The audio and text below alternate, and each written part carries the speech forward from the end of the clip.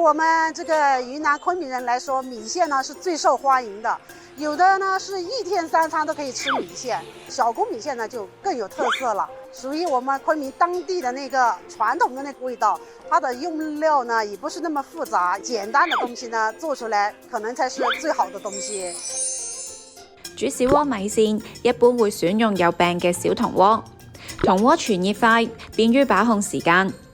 煮小鍋米線嘅時候，首先喺鍋內加入適量嘅骨湯，然之後再加上豬油、醬料、醃菜、肉碎、醬油等配料。肉碎一定要用新鮮同埋肥瘦均勻嘅。跟住將米線放入鍋內，大火煮3到5分鐘。出鍋前會根據個人嘅口味加入豌豆尖，同埋小鍋米線嘅靈魂調料辣椒油。有啲則會加入自家秘製嘅母子。母子係雲南人淋喺主食上面，用嚟調味炒製過嘅含有肉類嘅醬料。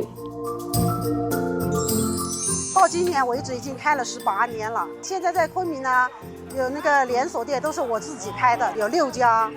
每天吃米線的人呢，基本都是我們的老顧客，就是好多都是從我開業吃到現在的。原來呢是我自己親自煮了嘛。現在嘛，就是店多了，都是我培訓出來的員工在煮。這個總店呢，每天呢都要賣1000多碗，如果是一到周末呀，賣的就更多了。